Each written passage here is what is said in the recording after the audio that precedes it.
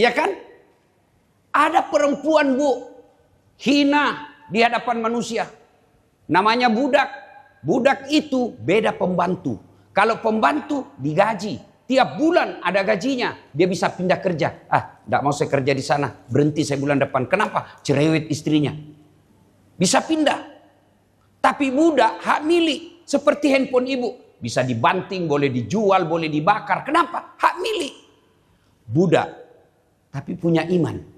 Dimuliakan oleh Allah. Siapa namanya? Masita. Tukang sisir anaknya Fir'aun. Tapi karena punya iman, Allah muliakan. Mana buktinya? Ketika Nabi Isra dan Mi'raj, Nabi mencium ada bau yang sangat harum. Sampai Nabi terpesona. Ya Jibril, bau apa itu? Arwah para Nabi? Bukan.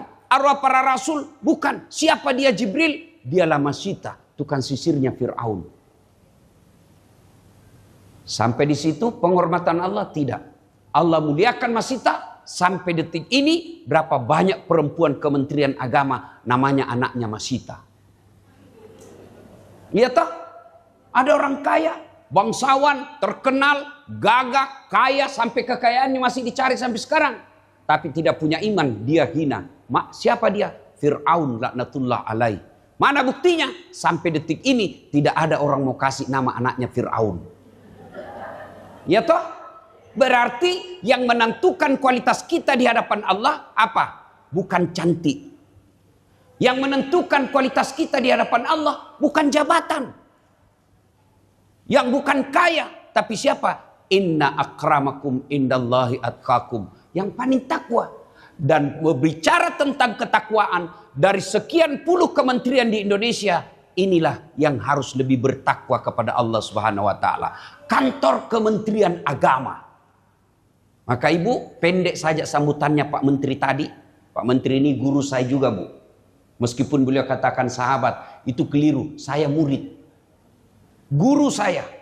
Apa kata beliau sambutannya pendek? Disinilah diharapkan menjadi teladan buat ibu-ibu kementerian yang lain. Jangan sampai kita Kementerian Agama, suami kita kerja Kementerian Agama, kita masih ranking 1 gosip. Oh, Masya Allah. Perempuan itu dalam Islam sangat dimuliakan.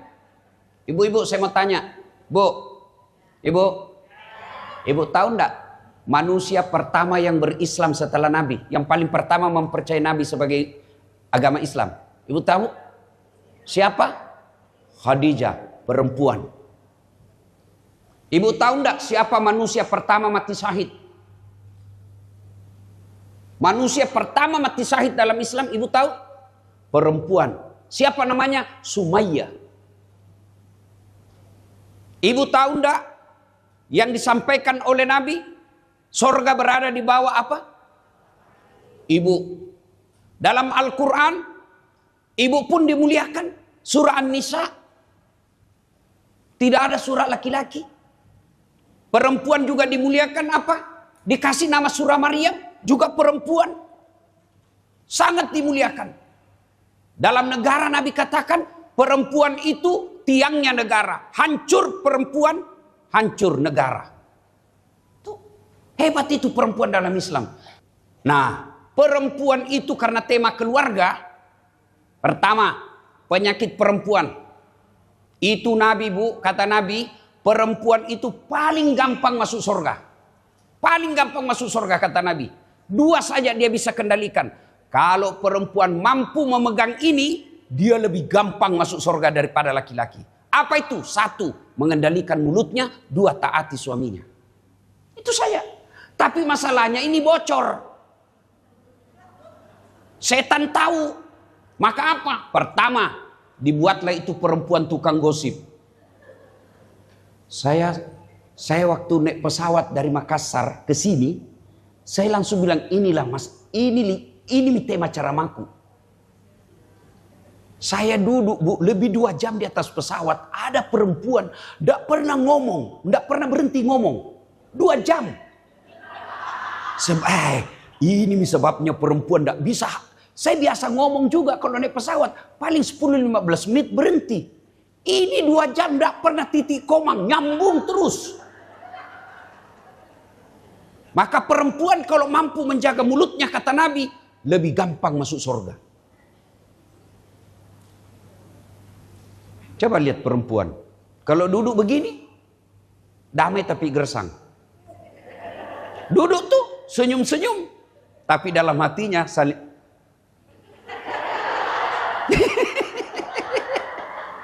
Gitu. Dia bilang orang Bugis, si Kobi itu si Kobi. Apa? Kenapa dia? Palsu itu emasnya. Kenapa aku tahu? Dia bilang, melengkeki.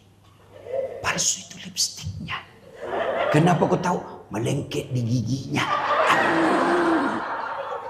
Itu perempuan. Ibu mau setuju atau tidak, fitrahnya perempuan memang tukang gosip. Maka kalau ada perempuan yang mampu menjaga mulutnya, gampang masuk surga. Ustadznya aja nak gosip. Lewat ustadz yang langsung bilang, itu juga bajunya yang di YouTube.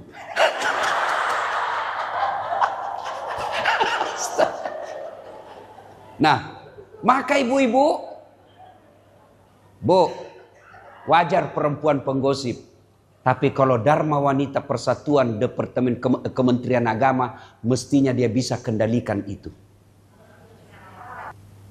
Ibu tahu ketika Khadijah sebelum menikah dengan Rasul, manusia terkaya di Mekah, itu Khadijah. Paling kaya di Mekah. 2/3 barang-barang mewah yang ada di Mekah miliknya Khadijah. Tapi ibu tahu waktu sakaratul maut, 8 kali tambal bajunya. Ibu tahu kan tambal? Robek, tutup, robek, tutup. 1 sampai 8 masih pakai kain tambalannya. Yang ke-8 robeknya dia pakai tambal apa? Pelepah daun kurma. Kenapa? Habis kainnya Rasulullah. Dan ketika Khadijah sakaratul maut, dia panggil anaknya.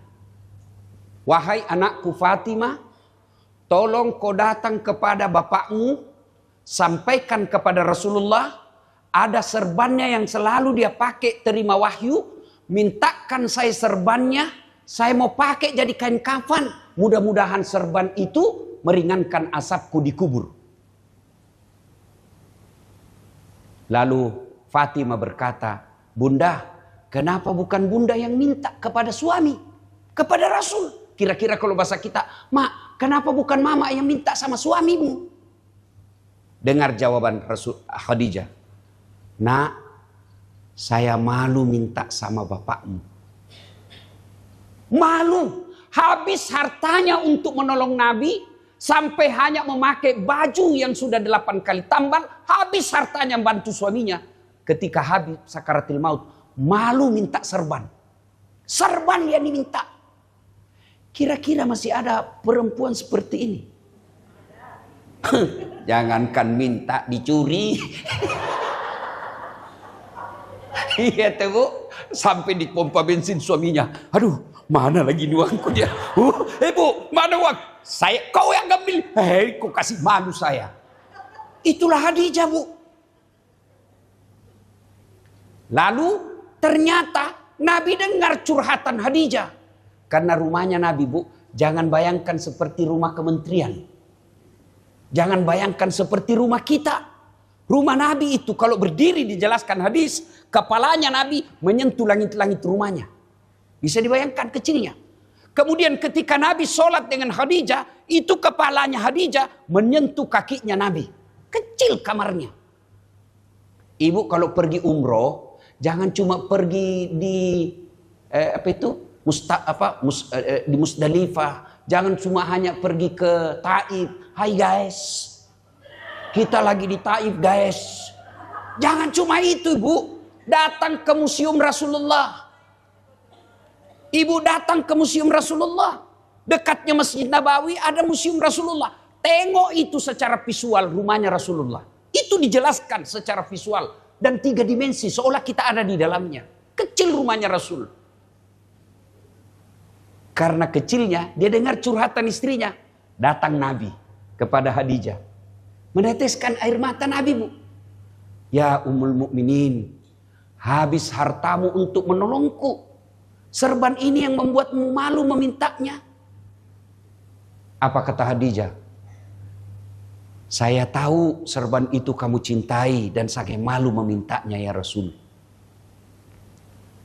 Turun malaikat Jibril kepada Rasulullah. Karena malaikat Jibril tidak bisa bicara kepada manusia biasa, hanya kepada Nabi. Jibril berkata, "Ya Muhammad, sampaikan kepada Khadijah ada salam dari Allah." Bu, Allah yang titip salam. Bagaimana perasaan itu, Bu? Saya saja dapat kartu lebaran dari Pak Prabowo kemarin. Hah? Saya dapat kartu lebaran, Bu. Saya bawa pulang itu kartu lebaran di kampungku. Sekali semua keluargaku waktu kumpul. Prabowo. Padahal Prabowo hanya 10 tahun paling beruntung. Kita sudah bangga. Ibu ketemu sama ibu ketua menteri, ibu menteri sudah selfie. Padahal ibu menteri ini ada masa hilang jabatannya. Ini Allah yang titip salam, Bu. Sampaikan kepada Khadijah ada salam dari Allah. Cukup sampai di situ? Tidak. Lalu Jibril berkata, sampaikan pula kepada Khadijah, Allah telah menciptakan, membuatkan Khadijah istana dalam surga. Sudah surga ada istananya lagi, Bu. Sampaikan kepada Khadijah, Allah telah membuatkan istana dalam surga yang terbuat dari mutiara. Ibu tahu mutiara?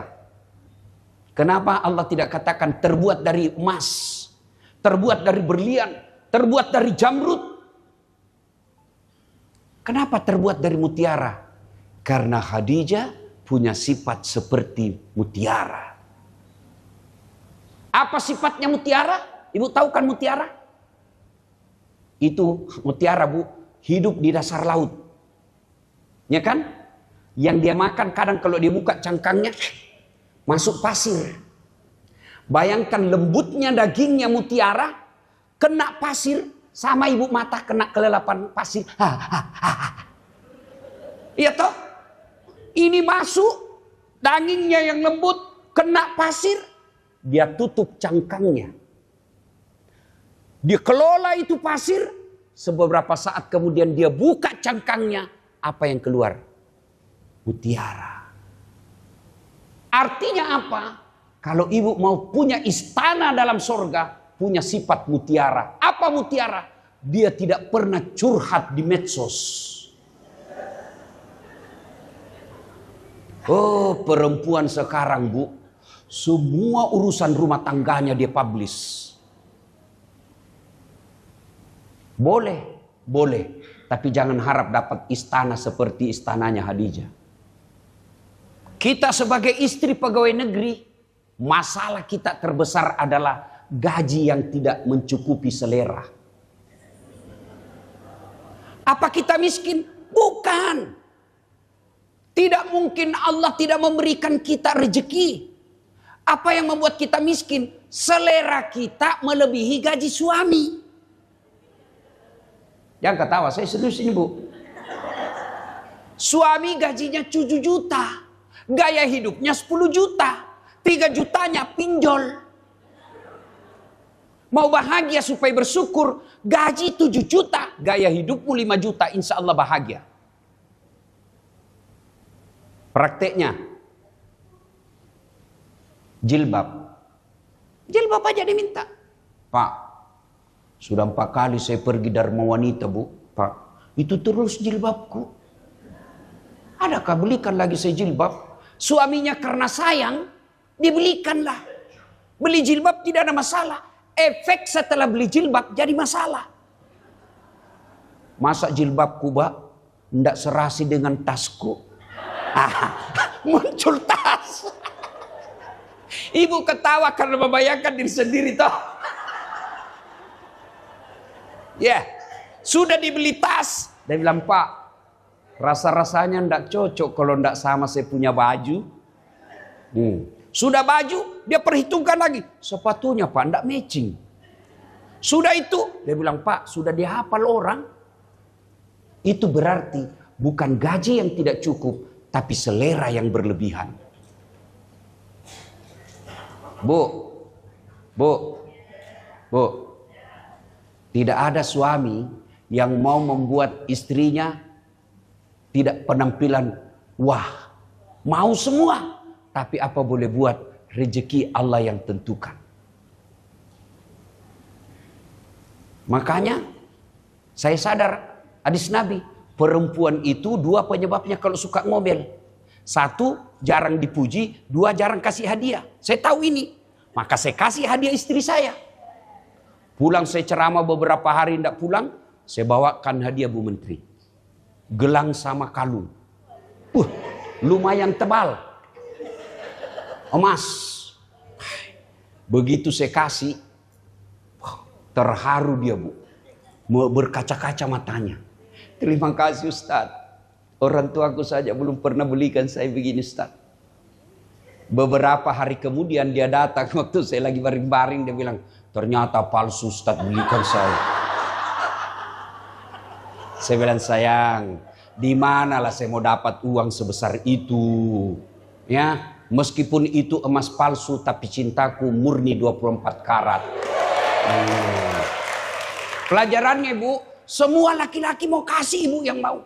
Bodoh itu laki-laki kalau tidak mau kasih istrinya berlian. Kami mau Ibu pakai baju tiap bulan ganti. Pulang kampung kalau perlu bawa uang banyak. Tapi kan rezeki terbatas dari Allah. Maka syukuri apa yang Allah kasih. Kalau Ibu tidak bersyukur, tidak pernah kaya. Kaya itu syukur. Bagaimana cara mensyukuri rezeki suami? Bu, cara mensyukuri rezeki suami, catat itu pengeluarannya Ibu. Ibu catat enggak? Oh, saya istri saya, nanti saya tahu itu setelah istri begitu Bu. Saya bukan ajaran, bukan. Saya bukan mau banggakan, tapi sebaiknya memang laki-laki memuji istrinya. Istri saya itu Bu, selalu saya bilang sama mama saya akan protes Allah kalau istriku tidak masuk surga. Bisa jadi istriku nanti jauh lebih duluan masuk surga dari saya. Kalau itu saya mau pergi Bu, mau keluar, tidak pernah dia tidak sudah siap sebelum saya keluar. Dia ambil ranselku itu yang berat karena banyak elektronik dalam. Saya bilang, enggak usah sayang, berat. Apa dia bilang? Beratnya ini ransel, tidak seberat tanggung jawab sebagai ustadz. Demi Allah ini Bu, demi Allah. Sudah itu Bu, dia pikul itu ransel, dia masuk mobil. Lalu kalau saya sudah duduk di mobil, biasa saya malu-malu sama sopir saya. Dia apa dulu? Dia cium dulu tanganku Bu. 3 kali dia cium Ibu. Sudah itu dia cium lagi jidatku. Sudah itu dia cium lagi mata kananku.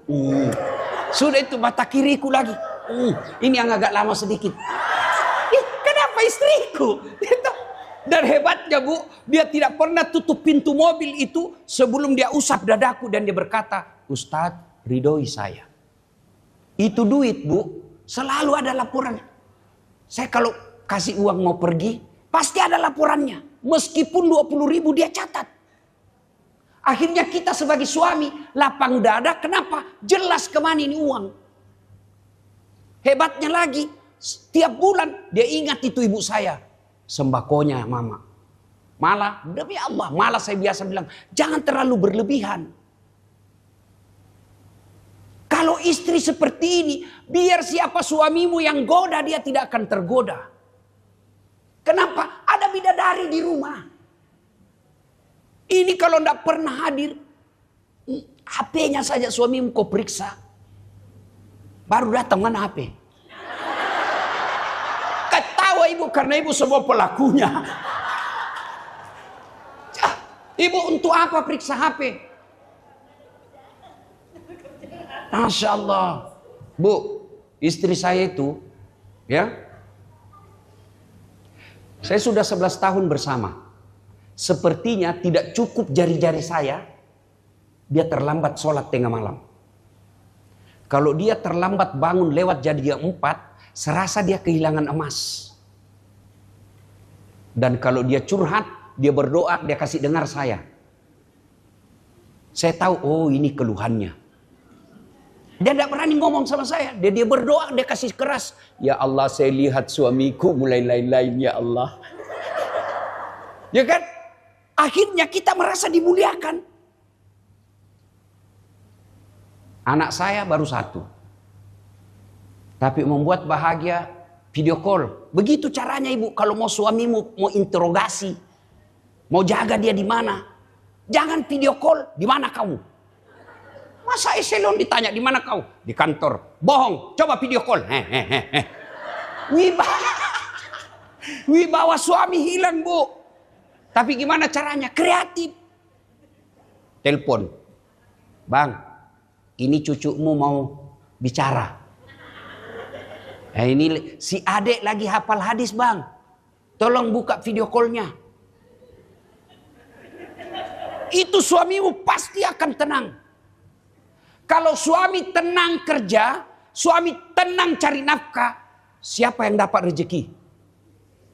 Istri. Karena rezekinya suami kembali ke istri. Tapi kalau suami galau, baru 10 menit keluar, di mana kok? Di kantor kasih. Aku bohong. Astagfirullah. Apa astagfirullah? Aduh. Ada memang begitu, ada. Mau pulang suamimu. Tadinya mau kreatif cari tambahan. Karena lebih awal pulang, jam 9 dia pulang. Ada izin cepat pulang. Dia mau cari duit tambahan. Tapi apa dia bilang? Mengamuk lagi nih. Sudah, balik lagi saya. Tapi coba kalau ibu bikin tenang hati suami. Dia akan kreatif di kantor. Kalau dia kreatif di kantor, pasti dia akan mendapat penghargaan. Dan ketika dapat penghargaan, istri yang menikmati. Mana kami bisa cari nafkah dengan tenang kalau istri bikin takut? Contoh, misalnya istriku mama nyece, bikin gaduh. Mana bisa saya ceramah? Begitu 10 menit lagi saya mau ceramah, dia menelpon. Pulang kau. Tunggu dulu sayang, belum. Pulang kau. Kenapa? Itu anakmu kesetrum. Iya toh, Bu? Halo, Bu. Bu, kembali. Khadijah banyak masalahnya dalam rumah tangga. Tidak ada orang tidak ada masalah dalam rumah tangganya, Bu. Demi Allah tidak ada. Bohong itu ada kalau orang bilang tidak ada rumah tangganya masalahnya. Bohong. Mana ada orang tidak ada masalah rumah tangganya? Coba angkat tangan di sini, tidak ada masalahnya. Coba lihat, saya kasih contoh, Ibu. Istri cantik. Ibu kira bukan masalah? Istri cantik digoda orang. Apalagi kalau suaminya jelek. Lebih masalah lagi. Iya tuh, Bu. Istri cantik digoda orang. Masalah. Berarti bagus kalau jelek istri. Istri jelek dihina orang. Kita lagi yang malu jalan sama dia. Di mana kamu? Duluan aja, Dek. Nanti kita ketemu di gedung. Sampai gedung istrinya. Mana kok, Bang? Kita sudah sampai gedung ini. Saya tidak jadi, Dek. Saya lagi mencret. Iya toh. Istri cantik masalah, istri jelek masalah. Coba, ada orang, Bu, sudah 2 anaknya kasihan setelah menikah. Apa masalahnya? Tidak ada rumahnya. Ada kan yang begitu, Bu? Ada. Dan barangkali di tetangga kita kira. Ada orang belum menikah sudah punya rumah. Malah sudah menikah menjadi 2 rumahnya. Tapi apa masalahnya? Tidak ada anaknya. Iya toh? Ada rumah, ada anak. Apa masalahnya? Suaminya selingkuh. Suami setia, istri setia. Apalagi masalahnya? Mertuanya ikut campur. Biar gordennya mau juga natur. Bodoh itu istrimu. Ini bagus warna-warnanya. Iya toh? Tidak ada orang, tidak ada masalahnya. Ada orang di Makassar majelis taklim. Dia bilang, Ustaz, romantisnya itu rumah tangganya itu. Dari mana ibu lihat? Itu Ustaz. Anunya, Instagramnya. Bahagianya sebelah. Apa kau mau percaya itu Instagram? Instagram 1 menit saja update foto. Pasti yang romantis-romantis, yang berkepelukan. Pasti yang belum baik. Bodoh itu kalau dia lagi bertengkar dia siaran langsung. Hai guys, kita lagi bertengkar guys. Beleng-beleng. Nggak mungkin. Ya teh, Bu. Bu. Sudahlah, nggak usah kita alami sendirilah. Kalau kita pergi mall, kira-kira masih baku pegang sama suami? Saya pergi mall, Bu, saya pegang tangannya istri saya, Bu. Saya pegang rapat-rapat suami. Dia bilang, santriku, mahasiswaku, romantis tak Pak Ustadz? Saya bilang, enggak, Dek, kalau lepas tangannya banyak diambil. Iya, Bu, tidak ada masalah rumah tangganya, Bu. Semua kita punya masalah. Ini Ustadz Dasad. Ibu pikir saya tidak banyak masalah. Banyak masalah saya dalam rumah tangga, Bu. Jarang sekasian ada di rumah. Tapi kalau istri saya mengeluh, jarang di rumah, saya tidak marah. Saya menyanyi, Bang, saya peluk. Tiap malam engkau ku tinggal pergi. Bukannya aku sengaja. Demi kau dan si buah hati, terpaksa aku harus begini. Masih marah, ku peluk lagi, baru ku menyanyi lagi. Bila kamu di sisiku, hati rasa syahdu. Masuk kamar masih menggobel-gobel, ku peluk dari belakang, ku menyanyi lagi. Insaflah wahai manusia. Berhenti, Bu. Coba ibu sikapi marahnya suami, jengkelnya suami. Ibu diam, kalau perlu hilangkan gengsi, hilangkan wibawa, nyanyi di depannya. Iya, Bu. Kalau ibu lagi marah, suami marah, ibu nyanyi saja. Pulangkan saja aku pada ibuku, atau lihatlah tanda bekas tampar tangan sering kau lakukan bila kau marah.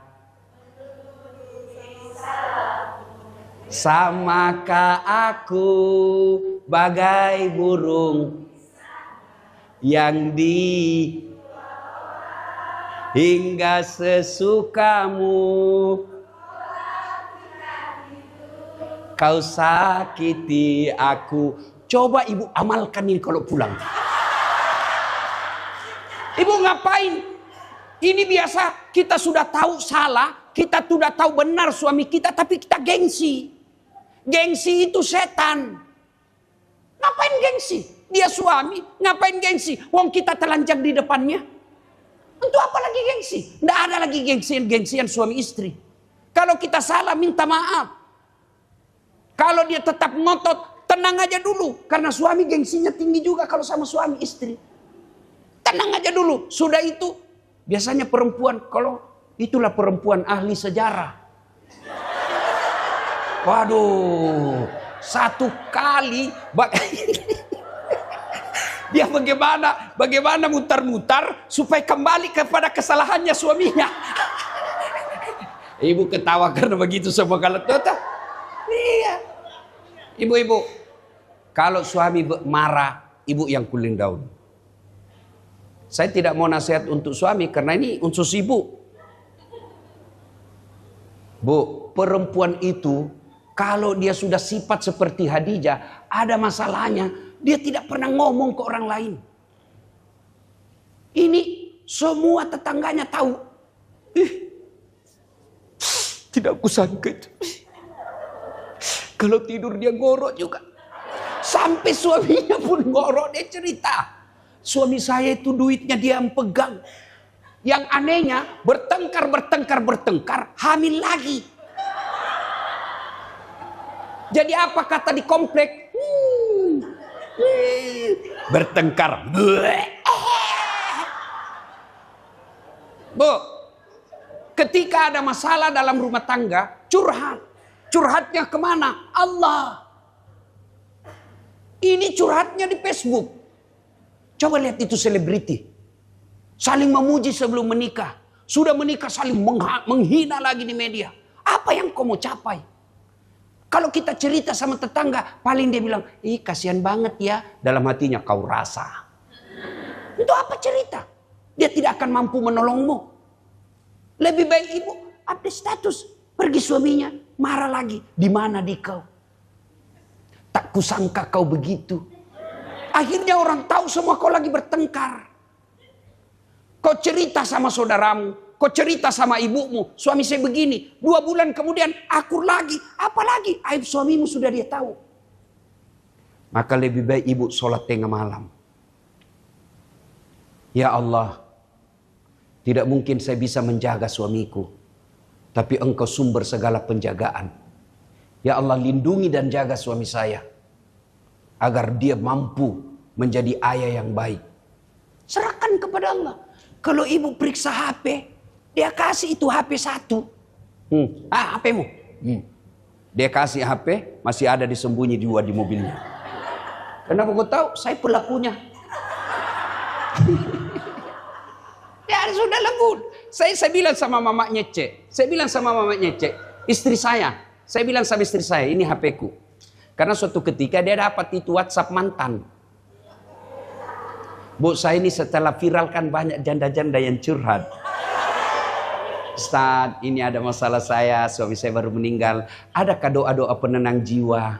Saya kasihlah ini baca ibu kalau lagi galau, kalau pagi sikir ini baca, hari Senin ini. Lama-lama dia bilang, Ustaz, jiwaku sudah tenang, alhamdulillah. Maukah Ustaz menjadi imam dalam hidupku?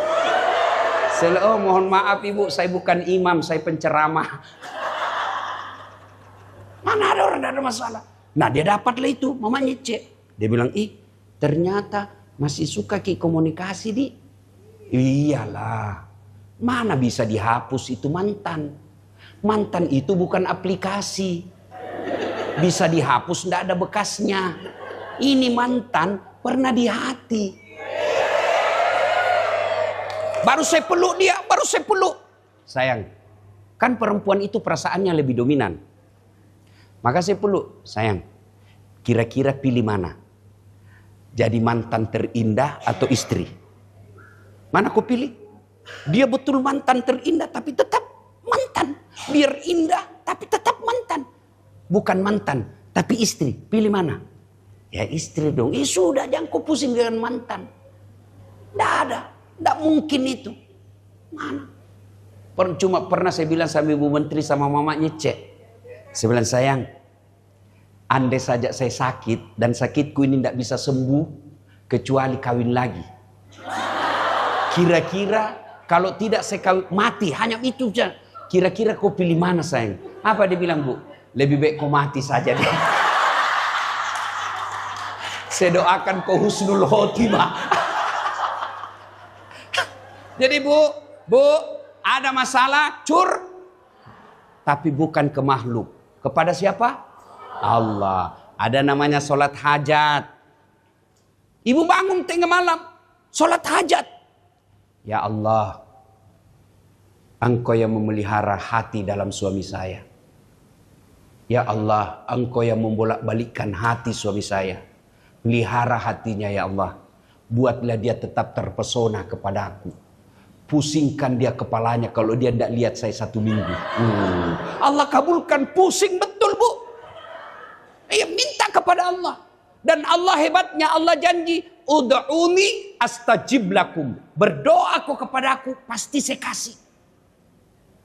Coba deh amalkan ini Bu. 1, curhat, doa. Dan doa itu Bu, boleh pakai bahasa Bugis, boleh pakai bahasa Sunda, boleh pakai bahasa Cina. Bahkan boleh pakai bahasa isyarat. Tidak ada bacanya, dia menangis saja.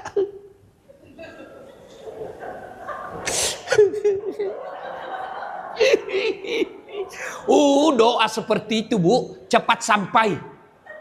Iya Bu, karena Ibu apa? Itu curahan hati Ibu sampaikan kepada Allah. Itu cepat sampai, dia menangis di depan Allah. Malaikat katakan, ada perempuan yang ganggu suaminya. Allah kabulkan. Tiba-tiba besok suami langsung minta maaf. Allah yang gerakkan hatinya. Minta kepada Allah.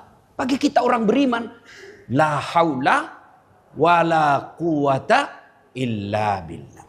2. Ibu jangan pernah berkata kepada suami, pilih mamamu atau saya istrimu. Ini rumah tangga banyak akhirnya, duitnya banyak, mewah rumahnya, tapi tidak ada ketentraman jiwa, sakinah. Tidak dapat ketentraman jiwa dalam rumah tangga. Saya tidak membahas tentang tinjauan ekonomi, tapi ketentraman jiwa itu bukan ekonomi, tapi hidayah dari Allah. Kenapa tidak ada ketentraman jiwa? Karena anak yang berupa suami durhaka sama ibunya karena takut sama istrinya. Coba tadi yang disebut ibu bapak Pak Menteri tadi. Ya Rasulullah, setelah Allah dan Rasulnya siapa saya taati? Ibumu. Setelah itu siapa? Ibumu. Setelah itu siapa ya Rasul? Ibumu. Setelah itu siapa? Bapakmu. Ibu, bapak. 3 ibu, 1. Salah paham lagi tuh anak muda di dalam. Bukan saya bilang 3 istri. Memang ini perempuan sangat sensitif. Bu, kenapa Nabi mengatakan ibu 3 kali? Oh, setelah dipelajari oleh ahli tafsir hadis, ada 3 kelebihan perempuan yang tidak bisa dipikul laki-laki sehebat dan sekuat apapun. Apa itu? 1, hamil. Ibu-ibu masih ingat waktu hamil? Masih? Enak enggak? Oh, jalan aja susah. Kalau mau duduk pakai standar samping. Saya biasa kalau ibu hamil itu kasihan. Saya biasa meletus. Ya toh? Masih ingat waktu hamil, Bu? Ada ndak ibu hamil tengkurap? Ada ibu hamil tengkurap. 9 bulan ibu menderita.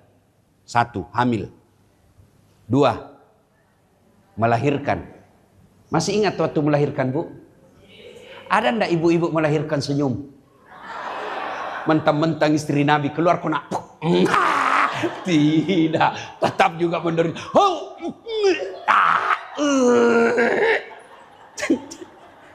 Toba mak Pak, toba mak, ndak mau lagi hamil. Terakhir ini Pak, ndak mau mak. 5 bulan kemudian hamil lagi. 2, hamil. 3, menyusui. Ibu masih ingat waktu menyusui? Masih ingat? Apalagi waktu tumbuh giginya? Ibu, lepet nak, mutuakan. Ada ndak digigit langsung? Kok gigit saya? Ndak, dibujuk anaknya. Ada nak, lepas kona. Bapaknya senyum di sebelah. Pak, ya lemu. Ya toh, siang anaknya. Ibu yang lanjut toh. Coba. Iya toh Bu. Nah, saya mau tanya sekarang. Tolong jawab. Inilah 3 penderitaan ibu. Siapa yang mengandung suami Bu? Ibunya. Siapa yang melahirkan suami? Ibunya. Siapa yang menyusui suami? Dulu.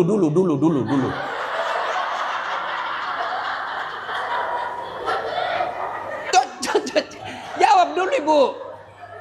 Ulang. Siapa yang mengandung suami Ibu? Siapa yang melahirkan suami? Siapa yang menyusui suami? Tolong jawab lebih keras. Siapa yang terima gajinya? Istrinya. Ya toh? Padahal ibunya yang mengandung, ibunya yang melahirkan, ibunya yang menyusui, ibunya yang mendidiknya, ibunya yang sekolahkan, ibunya yang ngajar hak batil. Siapa yang dia kasih gajinya? Istrinya. Jadi ibu tidak bakal bahagia rumah tanggamu kalau kau durhaka sama ibunya suami. Datang mertua dari Sulawesi karena anaknya kerja di Kementerian Agama, tinggal di kompleks kementerian. Datang kasihan ibunya, baru datang. Kapan datang Bu? Baru nak. Kapan pulang? Bu, bagi kita orang beriman, kebahagiaan Itu hidayah dari Allah. Tidak mungkin hidayah rumah tanggamu baik, sakinah kau dapat kalau kau durhaka sama orang tua. Saya heran kalau ada seorang istri yang tidak tahu menghormati mertuanya. Kenapa? Karena ibu pasti akan jadi mertua. Dua, yang ketiga. Bu, yang ketiga. Ciptakan ketentraman buat suami. Apa yang membuat tentram suami? Satu, menurut hadis, berpenampilan cantik dan menarik depan suami. Alhamdulillah saya lihat semua ibu-ibu sekarang cantik. Sampai itu dia apa sih namanya itu yang dikasih mukanya itu apa itu? Apalagi istilahnya? Skincare. Putih betul mukanya, hitam lehernya. Bu, kalau ibu berdandan, berpenampilan cantik pada saat mau tidur bersama suami, itu ibadahnya seorang istri. Silakan jawab sendiri, Bu. Apakah ibu dandan kalau mau tidur sama suami? Daster 3 hari tidak dicuci dipakai, Pak. Itu juga yang membuat saya kagum sama Mama Nyece, istri saya. Selalu kalau saya pergi luar negeri yang dipesan apa? Parfum. Untuk apa? Dia pakai ketika saya mau tidur. Ibu belikan parfum mahal-mahal, dia pakai pergi pengantin. Mau tidur sama suaminya, la haula wala quwata illa billah. Ndak sikat gigi, daster tinggi sebelah, rambut acak-acakan. Kami ini laki-laki, Bu, karena ibu kan yang dihadapi hampir 24 jam.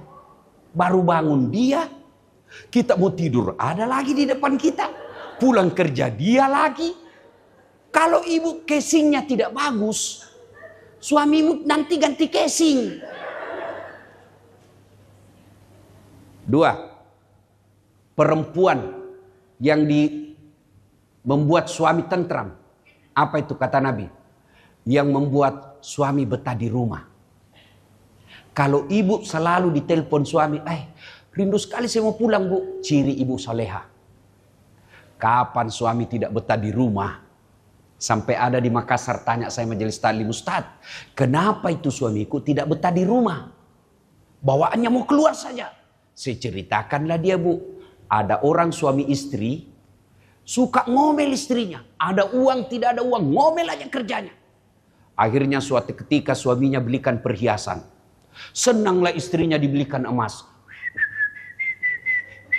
Kata istri suaminya, Dek, kita pergi siara sumur tua di kampungnya. Oke, karena dia lagi senang. Pergilah siara sumur, Bu. Itu sumur 400 tahun sudah umurnya. Dalamnya 12 meter. Sampai di kampung, kata istri suaminya, Dek, kau lihat itu sumur, ada ndak airnya? Ada, Bang. Lihat dulu baik-baik. Ada. Dalam, dangkal, Bang. Paling sampai di lutut. Dalam hati suami aman. Begitu dekat istrinya dengan bibir sumur, dia dorong istrinya masuk. Jatuh istrinya. Dia bilang suaminya, ngomel aja kau di situ, ndak ku dengar juga. Ngomel menenak no kau tuh, dia tuang kalinya. 1 jam kemudian tiba-tiba dari dalam sumur, Bu, ada makhluk hitam tinggi besar keluar dari sumur. Kaget suami, hei, siapa kamu? Saya jin penunggu sumur ini. Saya sudah 400 tahun di dalam ini tenang. Ada perempuan ngomel aja kerjanya di dalam. Lebih saya lari. Kata suaminya, tunggu dulu. Kau baru 1 jam. Saya 24 jam. Bu. Paham. Bu, perempuan yang baik itu membuat suaminya betah di rumah. Dan tidak akan pernah betah suami kalau ibu suka ngomel. Ngomel boleh, tapi jangan berkelanjutan dan lama. Ini dari pagi tidur, bangun, nah lanjutkan lagi tuh. Sudah dijelaskan, muncul pertanyaan 2. Sudah dijelaskan tuntas 2, muncul yang 3. Sudah semua, dia ulang lagi 10 tahun yang lalu. Nah ibu bapak, ibu-ibu yang saya muliakan, pada akhirnya sebaik-baik perhiasan adalah istri yang soleha. Dan istri yang soleha, Bu, tidak mungkin ibu bisa ketahui tanpa ilmu, tanpa belajar. Dan Dharma Wanita organisasinya hadir agar ibu-ibu paham ilmunya dan diamalkan dalam kehidupan sehari-hari. Tidak ada gunanya kita berorganisasi Dharma Wanita Persatuan kalau kita hanya datang bergibah, hanya datang hedon, pamer-pamer, lalu tidak mendapat manfaat buat suami dan rumah tangga. Inilah kehadiran 26 tahun.